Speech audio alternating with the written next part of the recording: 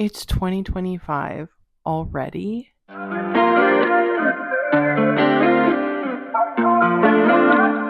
guys, welcome back to my channel. I'm Lily and this is Lily in the library. So really quick, I want to do a 2024 recap with you guys.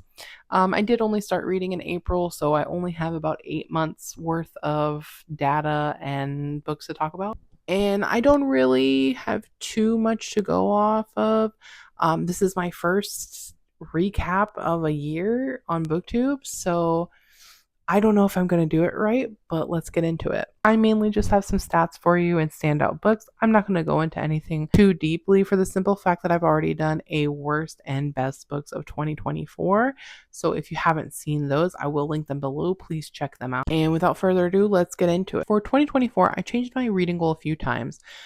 Initially, in the start of the year, I only had a reading goal of 24 books, and I thought that was going to be a challenge. Little did I know, it was nothing. I think I smashed that goal about June or July. I think I had already surpassed my 24 books.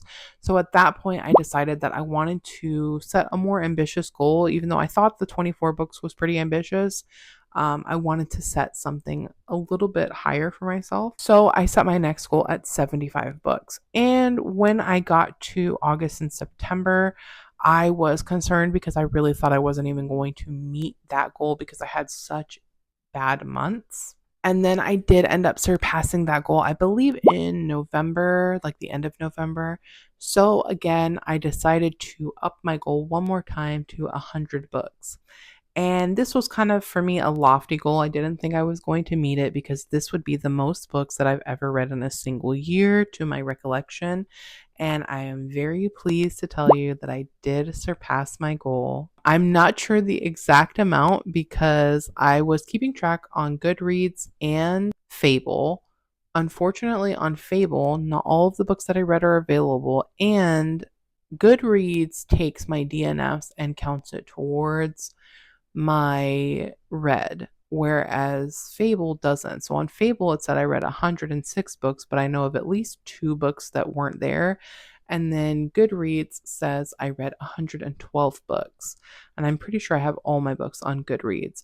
Now, I did have 8 DNFs this year. So if we go by that, that's only 103 books, which doesn't make sense because I know it's like at least 105. So the main important thing is that I passed the goal of 100. That's all that matters, right? Again, going based off of my Goodreads stats, the amount of pages I read was 25,297 pages, which equals roughly a little over 3,000 pages a month, which, I mean, that's not terrible, but I want to do better this year. I also didn't really keep track of a ton of things. So I don't have any amounts of my books until we get to about August, where I read 6 books with 1 DNF.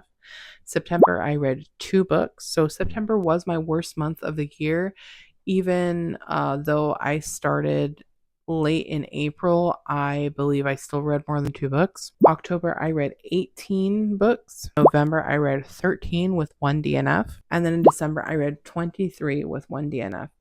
So December was my best month of the year. I was really getting after it. And it wasn't even because I needed to meet anything. Because like I said, even though I had set my new goal at 100, I wasn't anticipating to reach it. So out of all of those books, I had 27 5 stars, 35 4 stars, 30 3 stars, 10 2 stars, 1 1 star, and like I said, 8 DNFs. And I did discuss the 8 DNF books for the year in my 2024 worst of the year. Now, again, like I said, the statistics aren't going to be super on point or accurate. They're pretty close, but they're not going to be extremely accurate, simply because I wasn't really keeping track the way I would like to keep track going forward. So I did read 101 audiobooks, 13 physical books. So a lot of times I was overlapping or doing immersive reading or tandem reading.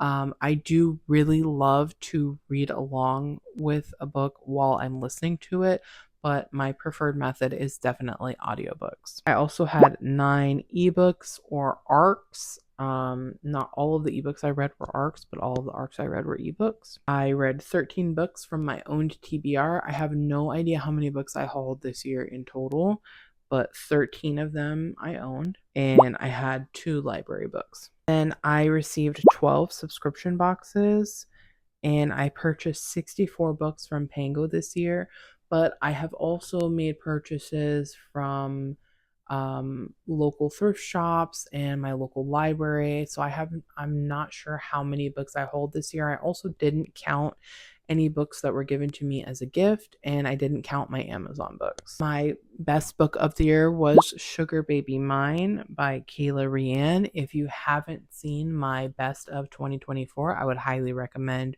you go over there and see what books I loved for 2024. And then my worst book of the year was Graveyard Shift by M.L. Rio. It is the only 1 star I had this year, and I talk a little bit more in depth about that in my worst books of the year. Now, again, going based off of my Goodreads data, the shortest book I read this year was Santa Killer by Davina Batista, and that was a 17-page ebook. And my longest book was The Viscount Who Loved Me, which is the second book in the Bridgerton series, and that one is 480 pages. My average book length that I read this year was 247 pages, which is about on par because I usually read about 300 pages in my books. And then I did read a lot more short books towards the end of the year. I really love like novellas and just shorter books. It's great for like a little palate cleanser. And then just reflecting on this year, I am happy with my reading this year, even though my average rating was 3.7, and I would love to see that maybe even be 3.9 next year. I am still really learning about my own reading tastes and what I'm gonna like and what I'm not gonna like. This year, I learned that I really don't like slice of life type of books that are just character focused and there's no real plot. But there are exceptions to that because there have been books that are character driven that I really loved and enjoyed. So I am just exploring what types of books I love because also in the past, I really exclusively read young adult. And while I still enjoy young adult books, I find myself gravitating more towards thriller and mysteries and even some romance books now. I am trying to open up my reading world and just really find what my reading taste is. And I hope over this next year and the years to come that I will be better at discerning what books I will like and what books are really not for me. Although I don't want to just automatically pass on anything, I still want to be someone who gives books a try, even if they might not be what I would typically read. So I'm really happy with how my reading year was. Again, I achieved the amount of books that I wanted to read, but I'm also very happy with the quality of books because I had far more 5 and 4 stars than I did 2 and 1 stars this year. So I enjoyed my reading way more than I didn't. And to me, that is a successful reading year. And I also, going into the future, not only do I want to be better at discerning my own reading taste, but I want to be a little bit more adventurous with my reading. And I would like to achieve some projects and some more goals in 2025. My current reading goal in 2025 is 125 books, and it's kind of a soft goal. It's, if I can reach it, then I can reach it. And if I can't, I'm not going to beat myself up about it. Because again, yes, I love being able to achieve a high number goal, but my main goal is what I'm reading and my enjoyment. I read books to enjoy, not to add a number. I'm just hoping that I'm going to be enjoying the books that I'm reading this year. I also want to make more content and have more fun ideas, and I have been doing some content planning. I have some ideas coming up, and one that I am going to be talking about very soon, I hope. I just have to sit down and film the video about it. I also have decided that I would like to start a reading journal this year, and I'm super excited to share that with you guys and share that journey with you as well. And another thing I would like to reflect on is just being part of this book community. I've had some trials and tribulations over on Bookstagram, and at times it has not been fun. It has not been easy, but the positive aspects have far outweighed the negative. And I have thoroughly enjoyed being a part of the book community, reading books, watching others on BookTube, supporting each other, making friends on over on Instagram, and it's really been a great time. I've also really enjoyed making and filming content. I have always enjoyed filming and editing and stuff like that since I was in high school, and since things like this really came about. And just filming my own content about something that I'm very passionate about, reading and books and all of that kind of stuff, has really reignited that love of filmography. So I hope that going forward, I don't know when, I'll be able to get better equipment. I don't know. But for now, I'm working with what I have and I'm enjoying the process.